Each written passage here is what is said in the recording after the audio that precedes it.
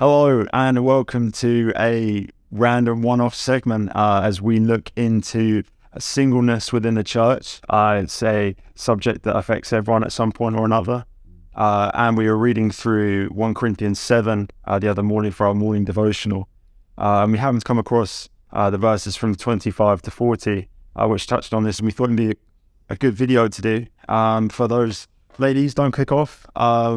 Not that it has any, there's just two of us guys here, but I'm sure that there might be something that you can take away from it.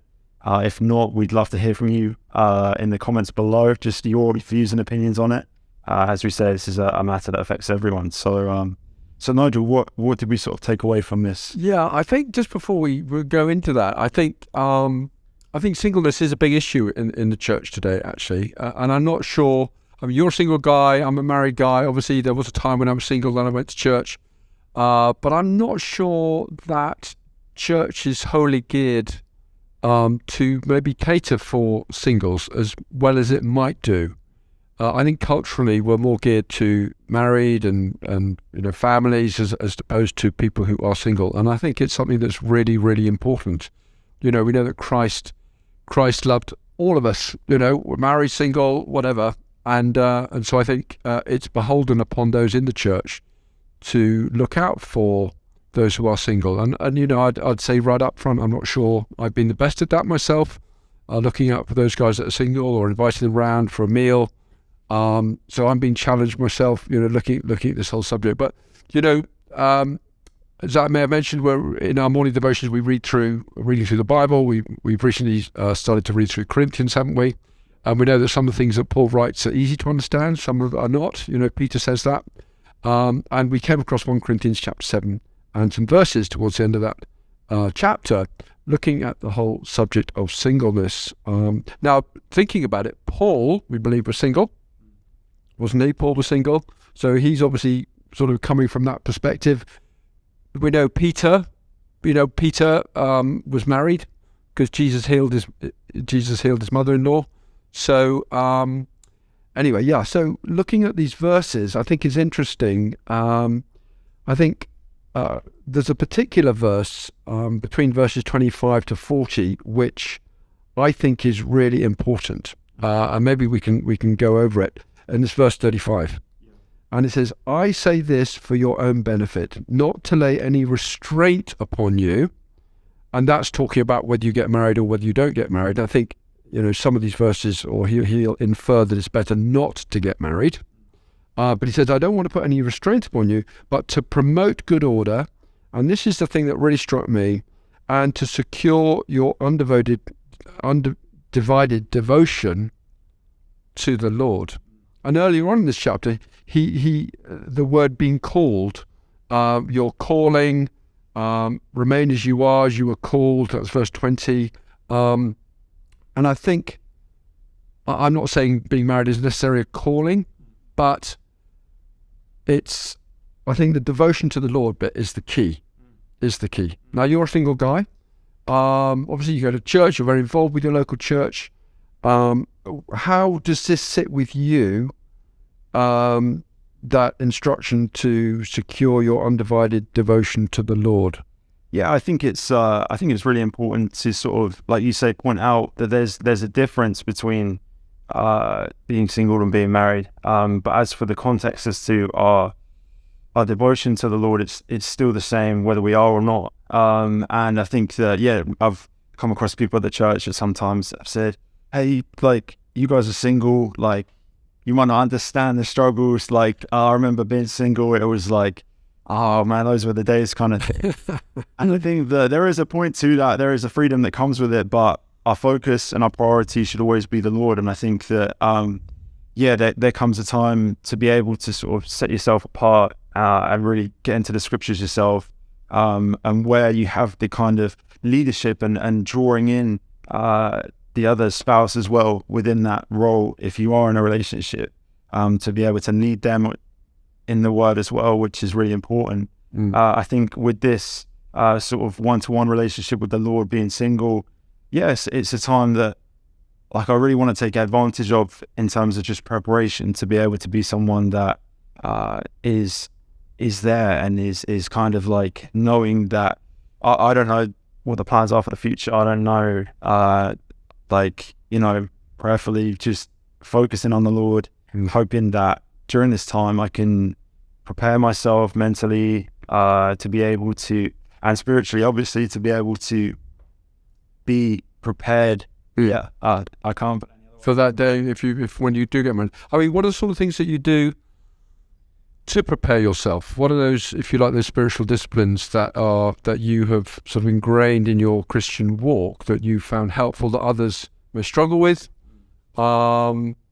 Yeah, what are some of those things, would you say? Yeah, I think personal study is a huge one. I think that, like you were saying earlier about identity, I think that it's very important that we find our identity in Christ before anything else. And so to be able to have that time in the morning that I set aside to be able to get into a word, whether it be a chapter, 2, 3 chapters, listening to the audio Bible in my commute to work, all these kind of intentional ways of just trying to seek out the Lord, knowing that maybe I don't have a family to go home to feed or like provide for the working day, come home and play with kids or whatever it is. I've got that freedom to say, okay, this is time that now I can use and put it into means of giving him glory as well. I'm fortunate enough to be part of the worship team, and I think that, you know, having been a part of that and seeing other couples that are also in a relationship and married, and knowing that they have very limited time to be able to find slots to, you know, look into the worship, really like the background and that behind it. I think it's really helpful to know that I've got that freedom being single, that I can do that. I think. I mean, there must have been a time though, you know, for all of us, married or single, I guess, that you say, you know, I really want to invest in my relationship with the Lord. You know, His will be done, not my will be done. Regarding, you know, whether you're single or going to get married. But I like what you said, you know, in the morning, first thing in the morning, and that obviously works for you. It works for me too. By the end of the day, I'm knackered. So I think putting Christ first is, I think, a very important step in all of this. I mean, He knows the beginning from the end. He knows our future. He knows what's around the corner. He knows our hearts. He knows our thoughts even before we have them. And I think, you know, if there is that desire to get married, then I think the Lord sees that. He knows that, and he you know, He's the God of the impossible. He can bring somebody along at the right time. We have a very good friend of ours, who was single in his 20s and 30s and really wanted to get married. You know, he sought the Lord. He was about the Lord's work. And then I think when he was about 40, a lady came along and they get married. They've got 2 kids now. But, you know, I admired John for the way in which he lived his life as a single guy, serving the Lord, being obedient to His word. And, you know, God answered those prayers that he had, but he put the Lord first. And I think that's the thing, is that to understand as well from the Lord's perspective, He's not out here like trying to find ways to make us as mad as we possibly can be at Him for not granting these kind of things to us. We know that ultimately we don't know the future, but He does, and we know that all that we do is for His grace and for His glory. And I think that a lot of the time it's not a case of just looking at the Lord so that it makes out as though we've got this focus on the Lord and we don't have any focus on what's around us. I think that a lot of the time people get caught up thinking, oh, you know, they're not going to come along all the time. I have like an element of wanting to seek one, like a spouse or be in a relationship. It's just like, because every time I'm distracted away from the Lord, He sees that and goes, no, you can't be distracted from me. All of them avenues are cut off. I don't think that's the case. But yes, it's definitely, and definitely from these passages as well, we've read that there comes these the freedoms, but also responsibilities within a relationship. So I'd love to hear from you, sort of how you felt that switch from being single to being in a relationship. It's tough. I think it is tough, and because you've got to take somebody else into consideration, and you know, in our flesh and our human nature, we don't maybe naturally do that, or you may do it for the sort of, you know, the courting time and the, you know, the engagement time and all that, and then you get married and you settle into married life and think, oh gosh, you know, I need to be loving my wife as Christ loved the church, as Ephesians talks about. Yeah. I think it, for me, I think it took a long time, if I'm really honest, took a long time, and Molly's not here to answer for herself. But it did, it took a long time, and I think what I would probably say is, as I grew in my understanding of God and of the Lord, and being more sensitive to His Holy Spirit and studying His Word, I probably got slightly better at doing it. I'm not nearly there, but obviously one's mind and one's heart is shaped by what one reads in this amazing book. And if you're off beat or off track, then of course the Word, we know in 2 Timothy 3:16-17 talks about all scriptures inspired by God's profitable for teaching and for reproof and for correcting and training us in righteousness. And of course, if you're offbeat in your relationship, then the Word of God is very able to reprove you and say, you know what, that word you said, or and you think, gosh, right, okay, I need to do something about this. Yeah. And I think one of the expressions that I've learned over the years, which has helped me, and again, I don't always live this out, but is that what is important to my wife must be important to me, even if it is not important to me. I mean, there may be something that's important to Molly, and I think, oh, come on, that's crazy. But it's important to her. Yeah. So actually, I need to take that seriously. And I think often with guys in these relationships, married relationships, we don't. Our wives can say things and they can repeat things, and actually our ears are deaf. We're just not listening. Yeah. And yes, it can become like a dripping tap if they continue on and on and on. And the minute they go on about it, you switch off and say, I'm not even going there. But actually, there's a reason that they're saying what they're saying, is because it's important. Yeah. And I think we guys, married guys, have got a lot to learn in that regard. And I think one's wife wants a husband to take them seriously about what they're saying. And if you are offbeat or doing things that are not right within a relationship, then actually to do something about it. We take our work seriously. If we are corrected, if our boss calls us in and says, hey, Zach, I'm not happy about the way you're doing this, then, you take that seriously. I take that seriously, and you do something about it. But the one that you love most, you're closest to, says, hey, darling, when you do X or do Y or say this or say Y, you're not doing X, Y, Z, and you shrug it off. Yeah, that's really not good. That is really not good. Yeah. And I think that, like we were talking about in terms of securing your undivided devotion to the Lord, that preparation stage beforehand as well. I think sort of having recently been in a relationship, I just know that coming out of it, I just wanted to be able to, I think you think that going in that this other person potentially has, even if you don't have the focus on it, you want to keep God at the center of it. There is an element of, you can often drift away and be like, okay, but it's nice to have someone else as well as a means of and you don't, it's not God and them, but you find that the more that you are kind of in this relationship, that you find out more about yourself and about your shortcomings and your shortfalls and things that you need to improve on, and thinking, wow, I really needed to be better at that coming into this relationship. I really needed to, and everything. I mean, I was looking at 1 Corinthians 13 specifically, and just the layout for what love is described as, and it's very self-sacrificial. And I think a lot of people think love is Hollywood, it's the movies, it's the media, it's these things of this person's going to complete you. And I think that that's what was sort of, like you said, culturally we're sort of fed into as a society that doesn't look to God, that they often see that their spouse is the person that they find that in. And so, I think that it was just a really testing time, and obviously now something that I can really look back on and say, okay, now I want to be more prepared, I want to be there, I want to be able to say that, patience, kind, long suffering, all these things, and I want to get better at, because I know that not only will they help me, looking for a potential spouse, but also just in my general relationships with people, as the same kind of love displays in that way. You talked about 1 Corinthians 13, that love is all these things, but also love is tough. This type of love is tough. Now, you probably know this, you experts out there are 4 different Greek words for love. 4 different Greek words. They're not all in the Bible, I have to say, but there is, and I remember I remember it by the mnemonic PEAS, peas. You think, what on earth have peas got to do with Greek words for love? I was going to remember that. But phileo, eros, agape, and storge are the 4 Greek words. Eros is the sexual love, is not in the Bible.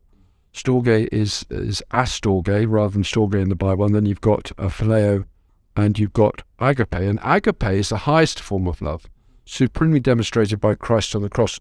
And this is the sort of love that's been talked about here, where love will go on loving even if the person you are loving is unlovable and does not respond to that love. This is a sort of love that's going to love whatever. And that is tough. That is really tough. So I really like what you said about preparation. This is a preparation time for you. So if and when the Lord has a spouse for you, then you've nailed it, you've cracked it before that day happens. Not like me, who didn't. Well, I think that leads perfectly into the next point. Is that, but at the same time, there are going to be shortfalls. As much as I want to be able to be everything and anything, perfection is not attainable outside of Jesus Christ and who He is.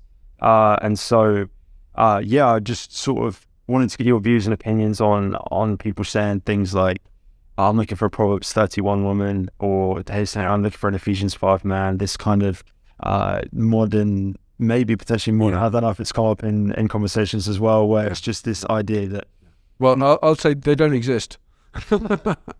Apart from my wife, of course. caveat. No, I think, I mean, there's so many different elements to this, of course.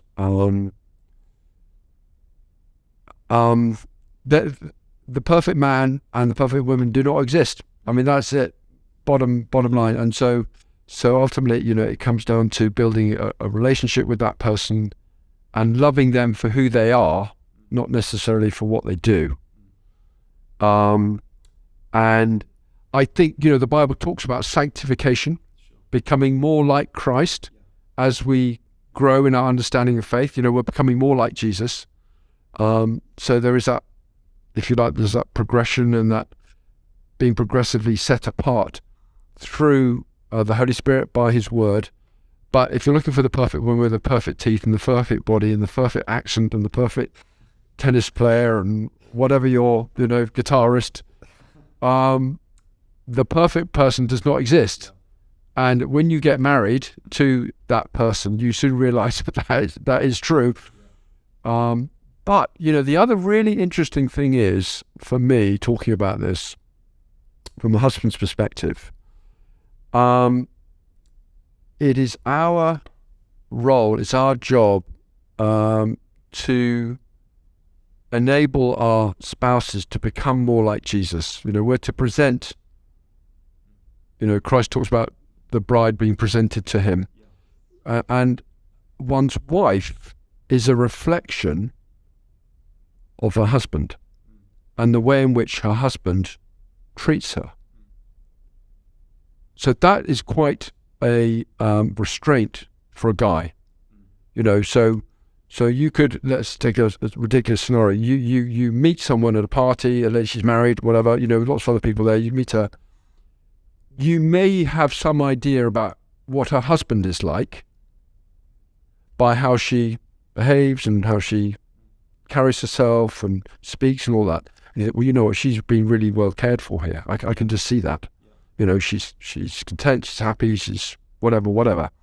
But there's a contrast to that. If a husband is not treating his wife well, then that can be reflected in the behaviour of one's wife. Yeah, definitely. How would you sort of say, within an example of like you're looking to do the best that you can? We've established that there is a sanctification of work going on, but is there an example, or like, let's say this could be within the female perspective, godly women for women or godly guys for the guys?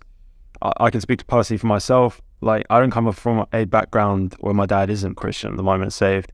And so drawing from an example of a godly man, and within that kind of then is a bit tricky, and something that I'm kind of deep ending at the moment. And as I say, it's like it is a thing of trying to learn from what, like, as you walked into the relationship or as you grew into the relationship. Were there any one like key figures that stood out to you that gave you that encouragement, and what were the kind of sort of things that they? Yeah, definitely. And I think, as Christians, we it's good to have spiritual mentor or spiritual mentors. And I was fortunate to have that. There's a lovely Baptist minister called Frank Cook and his wife Bet. They were great. A lot of guys at Precept in the States. I think there was one particular couple, Bob and Diane Vereen, who were just wonderful. I think the thing that really struck me is when I saw Bob open the door of the car for his wife. I thought, oh my word, I've never done that for mine. And there were just little things that he did that sort of caught me up short and thought, gosh, I'm failing badly here. So yeah, I would say that there have been some godly examples, and we need godly examples because we can read the book, which is wonderful. Of course, we need to read the book, but to see it in action is really wonderful. So I think to try and identify people who you can learn from, show that godly example is a really beneficial thing to be able to do. And I think that also brings us into an interesting point, that is singleness and solitude are two completely different things. And we gain and draw information from a fellowship of people that we can, let's say, for instance, we're in a season of singleness is quite the common phrase.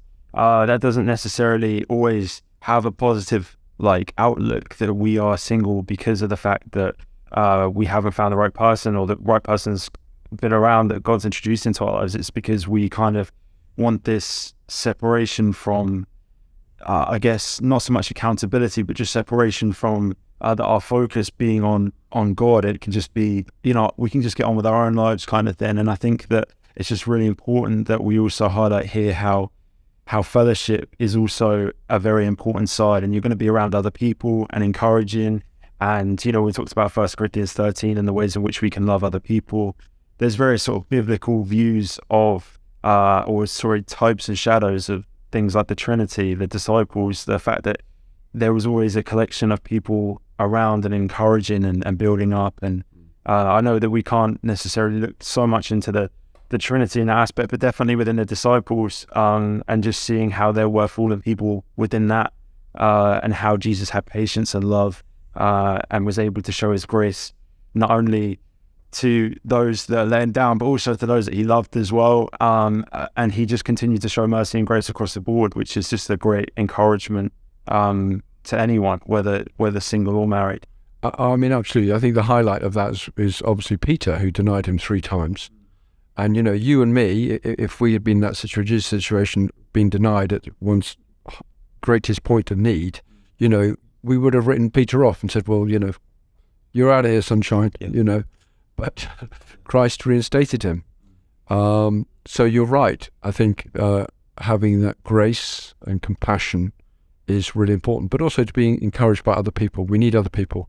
We're going through a season at the moment where Molly's been ill with cancer, and we've just been blown away by the numbers of people that have been in touch, praying for you, rooting for you, with cards and flowers being sent. It's been amazing. It really has been amazing. So your point about fellowship is very, very well made. And if you are, if we started this thing talking about singleness, and if I'm struggling with that, then actually being able to talk to other people who are single or who have been single and got married and talk about their journeys and relating what happened to them can be an encouragement, I think, as well. Yeah, I think we've almost come full circle there. When you touched on at the beginning, sort of about how to incorporate in single people within your lifestyle as well, and inviting them around for food and that. What are some ways and encouraging aspects that you would say to maybe people that are in a relationship to say, okay, maybe just take a step outside for a second, just consider the diversity of the church, the different people that attend, whether that be married couples, singles, how can we best accommodate for I say, how can we, being a single person anyways, but how is it best, do you feel, that we can accommodate for single people within the church? I think we need to be on the lookout for single people. I think we need to, Jesus was great at inviting people for meals or going to people's houses for meals, wasn't he? But Jesus was single. Jesus wasn't married. And yet, constantly as you read through the Gospels, he's at somebody's house having a meal or having a Costa coffee somewhere or. Yeah. So here was a guy who was single, perfectly happy in his singleness, yet going to people's houses, engaging them, not just people who had it all together, but, houses of tax collectors and sinners. And I think as a married guy myself, I think need to be more on the lookout for those who are single and engage them, talk to them, invite them around. And we're with Precept, we're running regular Bible studies as well, and I think to invite them to take part in that, I think is also very good to do. So I need to get better. I'm just confessing that. And be a part of a fellowship in the community. We do have precept.org.uk/join a Precept study, where we have Zoom classes available. We're led by trained Precept leaders, and they're just a great, it doesn't matter at what point, we do have all different age ranges. It's available at different times of the day, and they are just incredibly encouraging to see that there can be this kind of, I think, instead of the verse saying about having things in common in particular, that the church unites us in a way that maybe none of us would have similarities and stuff otherwise. And I think I have to think of that with these Precept groups. It's just amazing to see sort of people with grandkids, and you're over here as a single person, and then a mum of three, but you've all got something to say about the word, and just come back with all this information as you sort of dug out throughout the week. Just definitely be a part of that. That's a great encouragement. But sort of the takeaways from this video, I would say singleness isn't a curse. It's there to be embraced.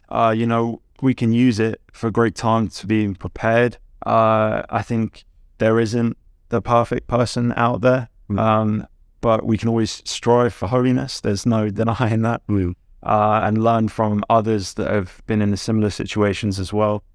Just be within fellowship. It doesn't, relationships and growth as an individual don't have to happen within a relationship between two people. It can happen within a church environment as well. So thank you very much, Nigel. I want to take away from this. Yeah, and I would just say, I'd say something that is very attractive to others within a Christian context is one's devotion to Christ. We mentioned that at the beginning as well. So, if you're a single guy, then I would imagine, I'm not a lady, but I would imagine that is an attractive thing to a lady. The fact that you, a single guy is really going on with the Lord, and vice versa for a guy, actually. If a lady's taking her faith seriously, that is an attractive thing to a guy as well. So definitely, thank you for watching. Subscribe if you're new. Drop a like if there was something in the video that you really felt that you could relate to or take away. And as always as well, comments below. We'd love to hear from you. We'd love to hear your thoughts on it. Things that you specifically find either in a relationship or single that just you can really resonate with in the Bible. We always love to hear verses that we can encourage others with as well. We've got other videos planned and sort of lined up as well. Maybe sort of more based around guys and leadership and roles and responsibilities with that as well. So a lot more to look out for. So be sure to subscribe with that. And until next time. Till next time. Thanks for watching. Thanks.